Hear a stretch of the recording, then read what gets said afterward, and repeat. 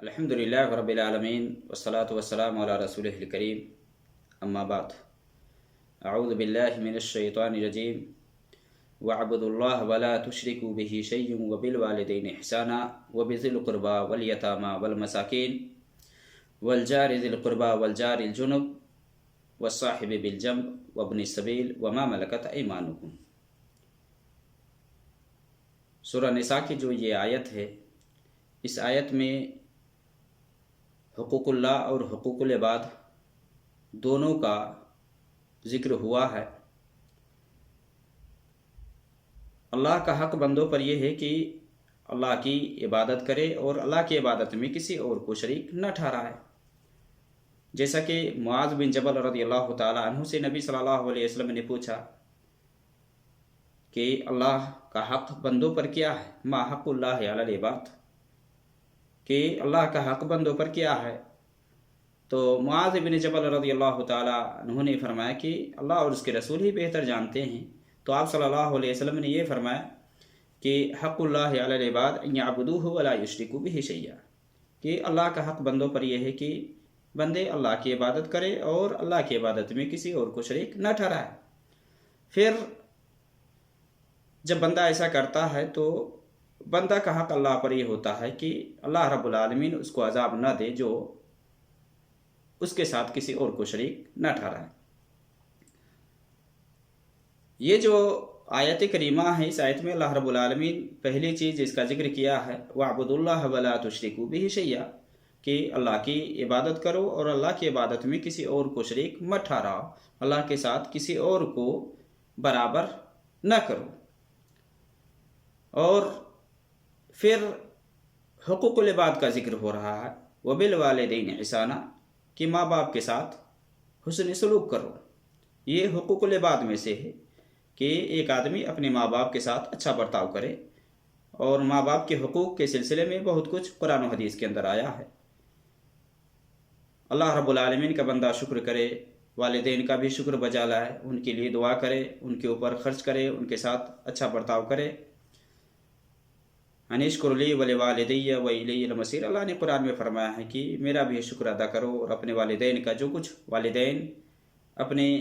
بچوں کے اوپر کرتے ہیں تو بچہ کو چاہیے کہ ماں باپ کے ساتھ اچھا برتاؤ کرے۔ اور اللہ رب العالمین نے قرآن مقدس کے اندر ماں باپ کے ساتھ حسن سلوک کو اپنی عبادت کے ساتھ منسلک کر دیا ہے، ملا دیا ہے۔ اس کے بعد اللہ رب العالمین فرماتا ہے کہ قریبی رشتہ دار،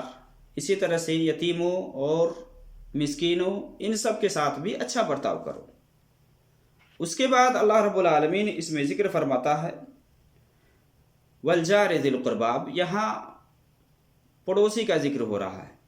تو پڑوسیوں کے حقوق کے حوالے سے آج ہم چند چیزیں جانیں گے کہ پڑوسیوں کے حقوق کیا ہے، اور پڑوسیوں کے ساتھ کس حساب سے ایک شخص کو رہنا چاہیے اور ان کے ساتھ کس حساب سے معاملہ کرنا چاہیے۔ تو اس سلسلے میں قرآن و حدیث کے اندر بہت کچھ آیا ہے، اور اسلام کی ایک عظیم خوبی یہ ہے، یعنی دین اسلام کی خوبیوں میں سے ایک عظیم خوبی یہ ہے کہ ایک شخص اپنے پڑوسی کے ساتھ حسن سلوک کرے، اچھا معاملہ کرے۔ اسی لیے حدیث کے اندر پڑوسی کے ساتھ بہتر سے بہتر معاملہ کرنے کی تاکید کی گئی ہے کہ ان کے ساتھ بہتر سے بہتر طریقہ سے ایک شخص معاملہ کرے، ان کے ساتھ رہن سہن کا جو بھی معاملہ ہے اس میں بہتری کا جو راستہ ہے وہ اپنائیں۔ یہاں اللہ رب العالمین فرماتا ہے والجار ذی القربى، جو قریبی رشتہ دار ہیں اور پڑوسی ہیں اس کے ساتھ، اسی طرح سے والجار الجنب، جو بغل کے جو پڑوسی ہیں، یعنی یہاں قریبی رشتہ دار نہیں ہیں بلکہ دور کے ہیں لیکن پڑوسی ہیں، ان کے ساتھ بھی معاملہ کرنے کو آیا ہے۔ والصاحب بالجنب، ہاں پہلو کے جو ساتھی ہیں ان کے ساتھ بھی اچھا معاملہ ہے۔ اور پڑوسی کے سلسلے میں اس کے اندر گویا کہ 3 قسم کے لوگوں کو ذکر کیا گیا ہے۔ ایک تو ہے کہ جو کہ قریبی رشتہ دار ہیں وہ پڑوسی ہیں، اور دوسرے ایک قریبی نہیں ہے، رشتہ دار نہیں ہے لیکن پڑوسی ہے، ان کے ساتھ بھی۔ اب اس میں مان لے کہ کوئی मुस्लिम हो, गैर मुस्लिम हो, दूसरे हों, यहूदी हो, नसरानी हो, हिंदू हो, कोई भी हो, उनके साथ पड़ोसी होने के नाते इस्लाम ने अच्छा बर्ताव करने और उसने सुलूक करने को कहा कि उनके साथ बेहतर से बेहतर मामला करो। इसी तरह से कि एक शख्स का किसी के साथ उठना बैठना होता है, या चाहे सफ़र में हो चाहे कहीं भी हो, वह साहिब बिलजम यही है कि जो पहलू के जो साथी है, कभी कभार आदमी आता है या मान ले कि उनके साथ मामला करता है, कारोबार करता है, उनके साथ अच्छा बर्ताव, या सफ़र में उसके साथ निकल रहा है तो उसके साथ अच्छा बर्ताव करने को आया है। तो पड़ोसी के सिलसिले में जैसा कि एक हदीस के अंदर आता है, उस हदीस पे मुहद्दिसीन ने कलाम भी किया है कि पड़ोसी 3 तरह के होते हैं। सबसे अदना दर्जा पड़ोसी का ये है कि वो पड़ोसी मुस्लिम ना हो, गैर मुस्लिम हो, गैर मुस्लिम हो, ये सबसे कमतर, यानी यहाँ पड़ोसी का एक हक बनता है। यानी एक पड़ोसी तो वो है कि जिसके 3 हुकूक है, यानी 3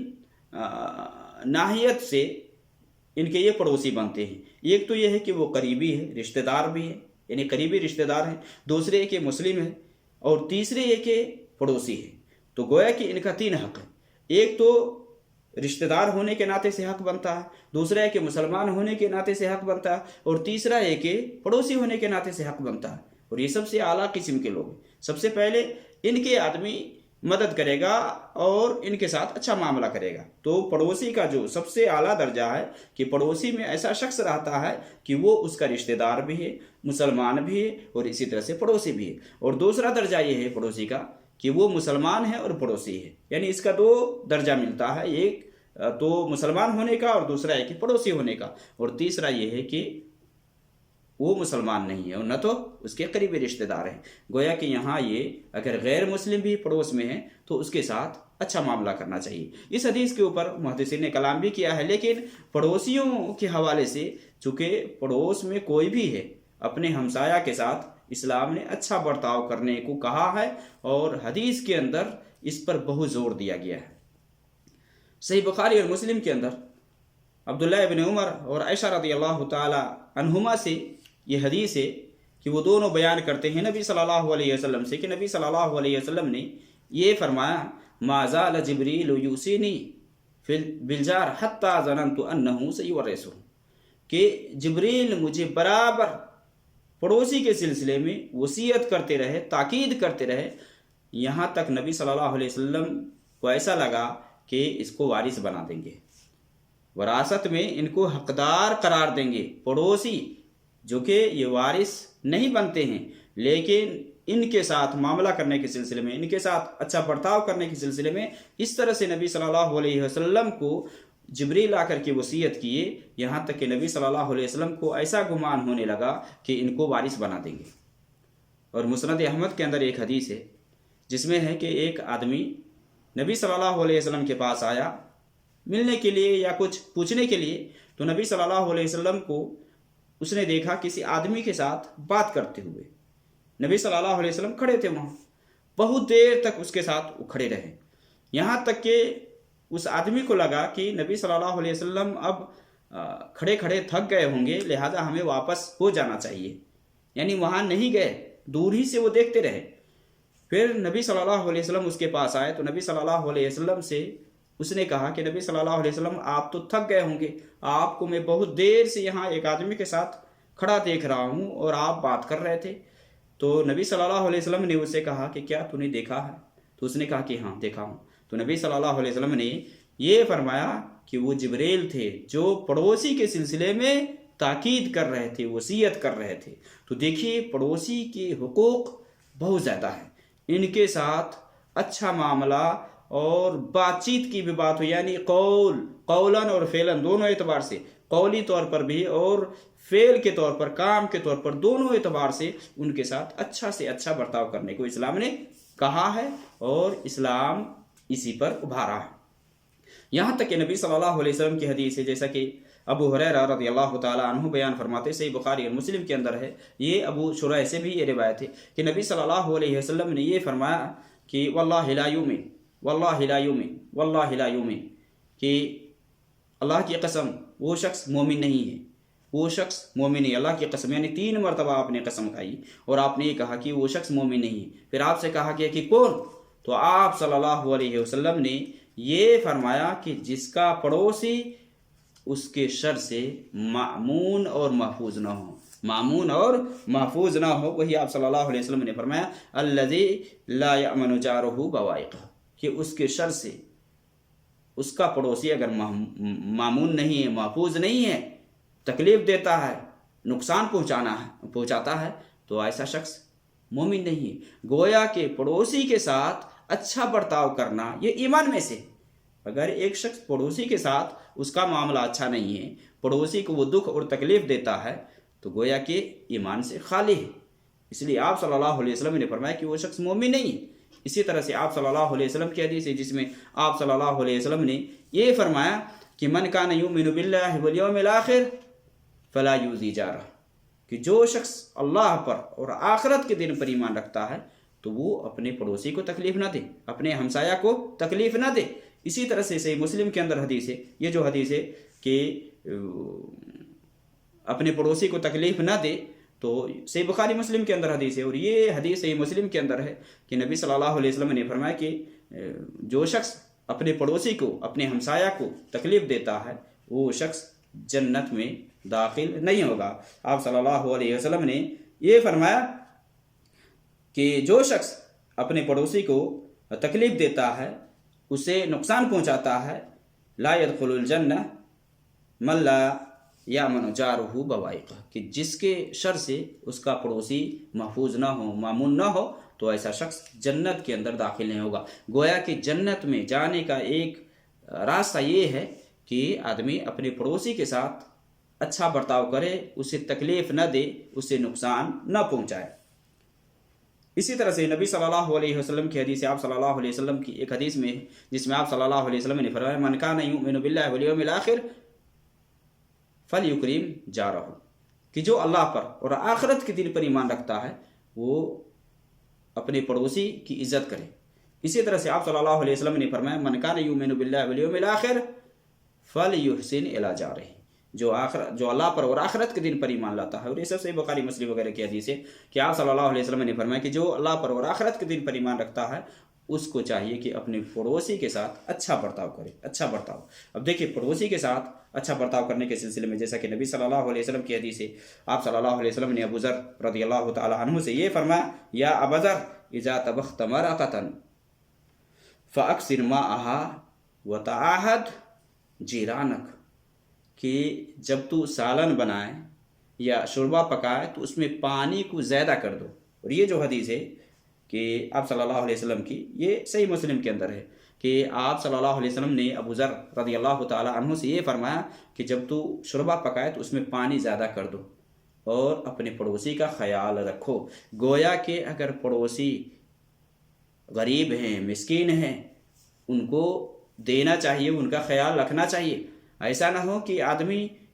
خود بنا کر کے کھا لے اور پڑوسی کو کچھ نہ دے. تو یہ خیال رکھنا چاہیے جو لوگ خاص کر کے مالدار ہیں اور ان کے ہمسائے غریب اور مسکین ہیں، ان کے پاس مال نہیں ہے، تو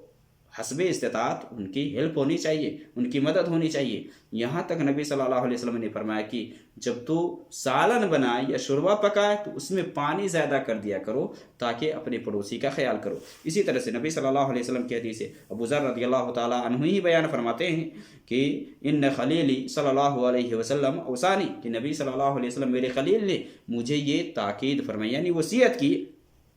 اذا طبخت مرقا فاکثر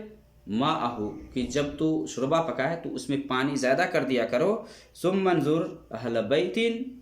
من جیرانک، پھر اپنے پڑوسیوں میں، یعنی اپنے پڑوسیوں کو دیکھو، ان کے گھر کو دیکھو، اپنے گھر کے آس پاس میں جو تمہارے پڑوسی ہیں ان کے طرف دیکھو. فاصبہم منہا بمعروف، یعنی معروف طریقے سے ان کو دو، معروف طریقے سے دو. تو دیکھیں اسلام نے کس طرح سے پڑوسی کے ساتھ اچھا برتاؤ کرنے کے، یعنی لین دین کے معاملے میں کہ آدمی کے پاس جس حساب سے اس حساب سے آدمی دے. یہاں تک کہ نبی صلی اللہ علیہ وسلم کی ایک حدیث ہے جس میں نبی صلی اللہ علیہ وسلم نے مسلمان عورتوں سے یہ فرمایا یا نساء المسلمات لا تحقرن جارۃ لجارتها، کہ اے مسلمان، اے مسلم عورتوں، کوئی بھی عورت، کوئی بھی مسلمان عورت کسی معمولی چیز کو حقیر نہ جانے. یعنی کوئی اگر کسی کو ہدیہ دے، اگر معمولی چیز بھی ہے تو دینے والے کو بھی اسے حقیر نہیں سمجھنا چاہیے، اور نہ تو لینے والے کو اس کو حقیر سمجھنا چاہیے. وہی آپ صلی اللہ علیہ وسلم نے فرمایا لا تحقرن جارۃ لجارتها، کہ کوئی پڑوسن اپنے پڑوسن کے لیے معمولی چیز کو، اور آپ نے آگے یہ بھی فرمایا ولو فرسنا شات، کہ بکری کا اگر کھر بھی ہونا تو یہ بھی اگر دے ہدیہ میں تو اس کو حقیر نہیں جاننا چاہیے، اس کو کمتر نہیں سمجھنا چاہیے. ہاں، آدمی اپنی حیثیت کے حساب سے دوسرے کی مدد کرے. ایک آدمی غریب ہے تو غریب کے پاس جو ہے اسی حساب سے وہ مالدار کو دے، اور اس سے مالدار کی نظر میں اس کی عزت بڑھے گی. اور مالدار کو چاہیے کہ اپنی حیثیت کے حساب سے غریب کی مدد کرے، ان کی ہیلپ کرے. تو آپ صلی اللہ علیہ وسلم نے اس میں یہ فرمایا کہ کسی بھی معمولی ہدیہ کو بھی، معمولی گفٹ کو بھی حقیر نہیں سمجھنا چاہیے. ہاں، حقیر اس ناحیے سے کہ آدمی کے پاس مان لے کہ ایک چیز ہے اور وہ آدمی خود پسند نہیں کرتا ہے، یا وہ چیز خراب ہونے والی ہے، اب دوسرے کو ہدیہ کر رہا ہے، تو میرے بھائی یہ درست نہیں ہے. یہ صحیح نہیں ہے کہ ایک آدمی خود اپنے لیے پسند نہیں کرتا ہے اور وہ چیز خراب جب ہونے لگتی ہے تو دوسرے کو ہدیہ دے دیتا ہے. تو اس میں کیا ہے کہ پڑوسی کے لیے بھی اس میں تحقیر کا اندازہ لگتا ہے کہ ایک آدمی کہ جب وہ چیز صحیح تھی تو اس کو نہیں دیا ہے، اب وہ چیز خراب ہونے لگ گئی ہے تو آپ پڑوسی کو بھیج رہا ہے، تو اس میں پڑوسی کی بھی حقارت ہے، تو ایسا نہیں کرنا چاہیے. ہاں، جو بھی اگر کوئی چیز خراب نہیں ہوئی ہے اور وہ استعمال کے قابل ہے، لائق ہے، تو آدمی معمولی چیز سے بھی اپنے پڑوسی کی مدد کر سکتا ہے، دے سکتا ہے. تو کسی بھی ہدیہ کو یا کسی بھی چیز کو چاہے معمولی ہی کیوں نہ ہو، آپ صلی اللہ علیہ وسلم نے فرمایا کہ بکری کا کھر ہی کیوں نہ ہو، اس کو کوئی حقیر نہ جانے، اس کو کوئی حقیر نہ سمجھے. تو نبی صلی اللہ علیہ وسلم نے کس طرح سے اس پر ابھارا ہے کہ معمولی چیز بھی آدمی کے پاس ہے، حیثیت کے حساب سے آدمی اپنے پڑوسی کا خیال رکھے اور اسے ہدیے میں دے. اسی طرح سے نبی صلی اللہ علیہ وسلم کی حدیث سے آپ صلی اللہ علیہ وسلم نے پڑوسی کے سلسلے میں کہ ایک پڑوسی کو دوسرے پڑوسی کے ساتھ کس طرح کا معاملہ کرنا چاہیے. اب ایک پڑوسی کے پاس دیوار نہیں ہے، اپنے یا کوئی کام پڑ گیا ہے، ہلکا پھلکا مان لے کہ اس کے اندر کل وغیرہ لگانے کی ضرورت ہے، تو وہ اگر دوسرے کی دیوار میں اگر کل لگا لے یا اس طرح سے کانٹے وغیرہ اس کے اندر رکھے تاکہ کوئی چیز اس میں باندھے یا لٹکائے، تو اسے پڑوسی کو نہیں روکنا چاہیے. جیسا کہ نبی صلی اللہ علیہ وسلم کی حدیث سے آپ صلی اللہ علیہ وسلم نے یہ فرمایا، ابو ہریرہ رضی اللہ تعالیٰ عنہ اس حدیث کے راوی ہیں کہ آپ نے فرمایا لا یمنع جار جارہ ان یغرز خشبہ فی جدارہ، کہ کوئی پڑوسی اپنے پڑوسی کو کھونٹی گاڑنے سے اپنی دیوار میں منع نہ کرے. اور ابو ہریرہ رضی اللہ تعالیٰ عنہ نے یہ کہا کہ کیا بات ہے کہ میں تم سب کو اسے اعراض کرتے ہوئے دیکھ رہا ہوں، تم لوگ اس میں لاپرواہی برت رہے ہو، تو میں اس کو اس وقت تک نہیں چھوڑوں گا جب تک میں تم تک یہ بات پہنچا نہ دوں، جب تک میں تمہیں اس بات کے بارے میں بتلا نہ دوں، تمہارے درمیان اس بات کو پھینک نہ دوں، تب تک میں اس کو نہیں چھوڑوں گا. تو دیکھیے نبی صلی اللہ علیہ وسلم نے کس طرح سے ایک پڑوسی کو دوسرے پڑوسی کے ساتھ معاملہ کرنے کو کہا کہ اگر مان لے کہ کل وغیرہ اگر لگانے کی ضرورت پڑ جائے ہلکا پھلکا، تو اسے دیوار پہ کوئی فرق پڑنے والا نہیں ہے، لہذا ایسا اگر کرے تو موقع دینا چاہیے، ان کے ساتھ اچھا برتاؤ کرنا چاہیے. بہت سارے لوگ تو ناراض ہوتے ہیں اور اس حساب سے ہنگامہ کرتے ہیں کہ بہت آگے بات چلی جاتی ہے، تو اسے ہمیں بچنا چاہیے. اسی طرح سے نبی صلی اللہ علیہ وسلم کی اور بھی حدیث ہے جس میں آپ صلی اللہ علیہ وسلم نے پڑوسی کے ساتھ اچھا برتاؤ کرنے کے بارے میں بیان فرمایا ہے. نبی صلی اللہ علیہ وسلم کی ایک حدیث ہے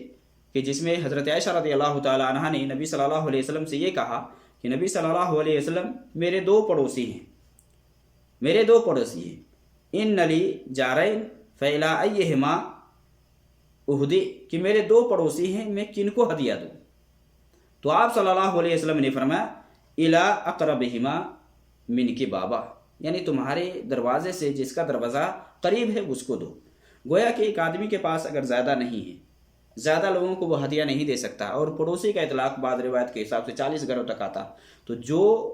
مالک کے قریب میں ہے، جس کا دروازہ سب سے زیادہ قریب ہے، اس کو آدمی دے۔ اگر ہر ایک کو دینے کی اگر استطاعت ہے، طاقت ہے، تو آدمی حیثیت کے حساب سے دے، لیکن اگر زیادہ نہیں ہے تو اس کو دے سب سے پہلے جو کہ سب سے زیادہ قریب ہے، یعنی الاقرب فالاقرب کے حساب سے یہاں دیکھا جائے گا، جو سب سے زیادہ قریب ہے ان کو پہلے دیا جائے گا۔ اسی طرح سے نبی صلی اللہ علیہ وسلم کی حدیث عبداللہ ابن عمر رضی اللہ عنہما بیان فرماتے ہیں، ترمذی کے اندر حدیث ہے اور یہ حدیث صحیح ہے، شیخ البانی نے اس کو صحیح کہا کہ خیر الاصحاب عند اللہ خیرہم لصاحبہ، کہ اللہ کے نزدیک سب سے بہتر ساتھی وہ ہے جو اپنے ساتھی کے لیے بہتر ہو، وخیر الجیران عند اللہ خیرہم لجارہ، اور بہتر پڑوسی وہ ہے اللہ کے نزدیک جو اپنے پڑوسی کے لیے بہتر ہو۔ گویا کہ سب سے بہتر ساتھی وہ ہے جو اپنے ساتھی کے ساتھ اچھا معاملہ کرتا ہو، اور سب سے بہتر پڑوسی وہ ہے جو اپنے پڑوسی کے ساتھ اچھا معاملہ کرتا ہو۔ اب دیکھیں نبی صلی اللہ علیہ وسلم کی ایک حدیث ہے جس میں آپ صلی اللہ علیہ وسلم نے فرمایا نا کہ ایک آدمی ایک گناہ دوسری عورت کے ساتھ کرتے ہیں، یعنی زنا کے بارے میں، جیسا کہ ایک حدیث ہے، جس حدیث میں آیا ہے، جیسا عبداللہ بن مسعود رضی اللہ تعالیٰ عنہما سے حدیث ہے، عبداللہ بن مسعود رضی اللہ تعالیٰ عنہما نے نبی صلی اللہ علیہ وسلم سے پوچھا، صحیح بخاری مسلم کی حدیث ہے کہ نبی صلی اللہ علیہ وسلم سب سے بڑا گناہ کیا ہے؟ سب سے بڑا گناہ کیا؟ ایو ذنب اعظم عند اللہ، کہ اللہ کے نزدیک سب سے بڑا گناہ کون سا ہے؟ تو آپ صلی اللہ علیہ وسلم نے فرمایا کہ اللہ کے ساتھ شریک ٹھہرانا، ان تجعل للہ ندا وہو خلقک، کہ تو اللہ کا شریک ٹھہرا ہے حالانکہ اللہ رب العالمین نے تمہیں پیدا کیا۔ پھر اس نے پوچھا کہ اس کے بعد کیا ہے، یعنی شرک کے بعد، شرک تو سب سے بڑا گناہ ہے، اس کے بعد کیا ہے؟ تو آپ صلی اللہ علیہ وسلم نے یہ فرمایا کہ کوئی آدمی اولاد کو کھلانے کے ڈر سے قتل کرے، کہ وہ اس کے ساتھ کھائیں یا اس کو کہاں سے کھلائے، اس ڈر سے آدمی قتل کرے۔ پھر اس کے بعد نبی صلی اللہ علیہ وسلم سے اس نے پوچھا کہ اس کے بعد کون سا گناہ ہے؟ تو آپ صلی اللہ علیہ وسلم نے یہ فرمایا کہ اپنے پڑوسی کی بیوی سے زنا کرے، یعنی پڑوسی کی بیوی سے زنا کرنا دوسری عورت سے زنا کرنے سے کہیں زیادہ خطرناک ہے، جیسا کہ ایک حدیث ہے مسند احمد کے اندر، اور اس حدیث کو محدثین نے اس کی سند کو جید کہا ہے، جیسا کہ شیخ البانی نے اس کو سلسلہ صحیحہ میں، اسی طرح سے مسند احمد کے جو محقق ہے شیخ شعیب ارناؤت، اس نے بھی اس کے سند کو جید کہا ہے۔ اس میں یہ ہے کہ نبی صلی اللہ علیہ وسلم نے پوچھا لوگوں سے زنا کے بارے میں کہ زنا کے بارے میں تم لوگوں کی کیا رائے ہے، یعنی زنا یہ کیسا گناہ ہے؟ تو لوگوں نے کہا کہ اس کو اللہ اور اس کے رسول نے حرام کیا ہے، حرمہ اللہ و رسول، اللہ اور اس کے رسول نے حرام کیا ہے، تو یہ قیامت تک حرام ہے، یہ زنا قیامت تک حرام ہے۔ تو آپ صلی اللہ علیہ وسلم نے یہ بھی اپنے صحابہ سے کہا کہ ایک آدمی اگر اپنی پڑوسن سے، یعنی پڑوس کی جو عورت ہے یا جو پڑوسی ہے اس کی بیوی سے آدمی زنا کرتا ہے تو دوسری 10 عورتوں سے زنا کرنے سے بڑھ کر کے ہے، کیونکہ یہاں پڑوسی ہے، پڑوسی کے ساتھ اتنا اچھا معاملہ کرنے کو کہا ہے، اور ایک شخص اپنے پڑوسی کی بیوی سے زنا کرتا ہے، تو اس حدیث کے اندر ہے نبی صلی اللہ علیہ وسلم نے فرمایا کہ ایک آدمی 10 عورتوں سے زنا کرتا ہے، یہ زنا کرنا اس کے لیے آسان ہے بنسبت پڑوسی کی عورت سے آدمی زنا کرتا ہے، اس سے 10 عورتوں سے زنا کرنا یہ آسان ہے۔ اس کا مطلب یہ نہیں کہ آدمی زنا کرے، یہ حرام ہے کسی کے ساتھ کرے، لیکن پڑوسی کے ساتھ یا پڑوسی کی جو بیوی ہے اس کے ساتھ آدمی زنا کرتا ہے تو ظاہر سے بات ہے یہ اور خطرناک بات ہے، جبکہ پڑوسی کے ساتھ اچھا معاملہ کرنے کو نبی صلی اللہ علیہ وسلم نے فرمایا۔ اور نبی صلی اللہ علیہ وسلم کی ایک حدیث ہے جو کہ مسند احمد کے اندر ہے، اور اسی طرح سے الادب المفرد جو کہ امام بخاری کی کتاب ہے، اس حدیث کو شیخ البانی نے صحیح الادب المفرد میں اس کو صحیح کہا ہے کہ ایک آدمی نے نبی صلی اللہ علیہ وسلم سے یہ کہا کہ نبی صلی اللہ علیہ وسلم، آپ دیکھیے جو عورت اپنی پڑوسن کو تکلیف دیتی ہے یا پڑوسی کو تکلیف دیتی ہے اس کو اسے عبرت پکڑنا چاہیے، نصیحت لینا چاہیے۔ حدیث کے راوی ابو ہریرہ رضی اللہ تعالیٰ عنہ ہیں، وہ کہتے ہیں کہ قال رجل، ایک آدمی نے کہا کہ یا رسول اللہ، اے نبی صلی اللہ علیہ وسلم، ان فلانا یذکر من کثرت صلاتها وصیامها وصدقتها، کہ ایک عورت جس کا تذکرہ ہو رہا ہے، یعنی اس کا نام لیا جاتا ہے، کہ وہ بہت زیادہ نماز پڑھتی ہے، بہت زیادہ روزہ رکھتی ہے، بہت زیادہ صدقہ کرتی ہے، لیکن اپنی زبان سے اپنے پڑوسن کو تکلیف دیتی ہے، تو نبی صلی اللہ علیہ وسلم نے یہ فرمایا یہ فی النار، کہ یہ جہنم میں ہے، یہ جہنم میں ہے۔ اسی طرح سے نبی صلی اللہ علیہ وسلم سے ایک دوسری عورت کے بارے میں کہا گیا کہ ایک عورت جو کہ نماز، روزے اور اسی طرح سے صدقات و خیرات کم کرتی ہیں، لیکن اپنی زبان سے اپنی پڑوسی کو تکلیف نہیں دیتی یا پڑوسن کو نقصان نہیں پہنچاتی ہے، تو نبی صلی اللہ علیہ وسلم نے فرمایا کہ وہ جنت میں ہے۔ گویا کہ پڑوسی کوئی بھی ہو، غیر مسلم بھی ہو، تو ان کے ساتھ اچھا برتاؤ کرنے کو اسلام نے کہا، بہتر سے بہتر برتاؤ کرنا چاہیے، اور اسلام ہمیں یہی تعلیم دیتا ہے۔ ہاں، اگر پڑوس میں اگر کوئی غیر مسلم ہے، نان مسلم ہے، تو اسے اسلام کے بارے میں بھی بتلانا چاہیے، اسلام کے سلسلے میں بھی اسے آگاہ کرنا چاہیے، اور جو لین دین کا معاملہ ہے وہ تو کیا ہی جا سکتا ہے، لیکن اسلام چونکہ یہ سب سے بہتر، سب سے افضل دین ہے، لہٰذا اسلام کی تبلیغ بھی ہونی چاہیے، اور اسلام کے بارے میں ان کو بتلانا چاہیے ایک مسلمان کو۔ جیسا کہ نبی صلی اللہ علیہ وسلم ایک یہودی بچہ کے پاس گئے جو کہ اسلام نہیں لائے تھے، بیمار پڑے، تو نبی صلی اللہ علیہ وسلم گئے، تو نبی صلی اللہ علیہ وسلم نے کیا کہا کہ ایمان لے آؤ، تو اس کے باپ نے کیا کہا کہ ابو القاسم کے بات مان لو، اسلام لے آؤ، تو اسلام لے آیا، اور اسلام لاتے اس کی موت ہو گئی۔ تو دیکھیے، نصیحت کرنے سے، پڑوسی کو بتلانے سے ہو سکتا ہے کہ اللہ رب العالمین اس کے دل کو کھول دے اور وہ اسلام لے آئے، اور آپ کے بتلانے سے، آپ کی رہنمائی سے اگر کوئی شخص اسلام میں آ جاتا ہے تو کتنا اجر ہے۔ لَئِن يَهْدِيَ اللَّهُ بِكَ رَجُلًا وَاحِدًا خَيْرٌ لَكَ مِنْ حُمُرِ النَّعَمِ، کہ اگر ایک آدمی بھی آپ کے بتلانے سے راہ راست پر آ جاتا ہے تو سرخ اونٹوں سے بھی یہ بہتر ہے۔ نبی صلی اللہ علیہ وسلم نے یہ بھی فرمایا نا کہ الدین النصیحہ، دین یہ خیر خواہی کا نام ہے، تو اس ناطے سے اگر مان لے آپ کے پڑوس میں آپ کے ہمسائے غیر مسلم ہیں، تو ان کو آپ اسلام سے آگاہ کریں، اسلام کے بارے میں بتلائیں، اسلامی تعلیمات کے سلسلے میں انہیں معلومات فراہم کریں، اور انہیں بتلائیں، جنت اور جہنم کے بارے میں بتلائیں، دنیا کے بارے میں بتلائیں کہ دنیا کی زندگی ہمیشہ کے لیے نہیں، ہم مر جائیں گے، ہمیں جانا ہے، اور ہمیشہ ہمیشہ کی زندگی یا تو جنت کی زندگی ہوگی یا جہنم کی زندگی ہوگی، تو اس سے بھی فائدہ ہوگا آپ کو۔ لیکن اگر وہ اسلام نہیں بھی لاتا ہے، پھر بھی پڑوسی ہونے کے ناطے سے غیر مسلم کے ساتھ بھی اچھا سے اچھا برتاؤ کرنے کو اسلام نے کہا ہے۔ اور پڑوسیوں کے سلسلے میں یہ جو کچھ حدیثیں ہیں، ان حدیثوں سے پتہ چلتا ہے کہ پڑوسیوں کے ساتھ اچھا برتاؤ کرنا، پڑوسیوں کے ساتھ بہتر سے بہتر معاملہ کرنا، اس پر اسلام نے ابھارا ہے، اور یہ مطلوب ہے، اور یہ ایمان میں سے ہے۔ ایمان کا یہ تقاضا ہے کہ ایک شخص اپنے پڑوسی کے ساتھ اچھا سے اچھا سلوک کرے،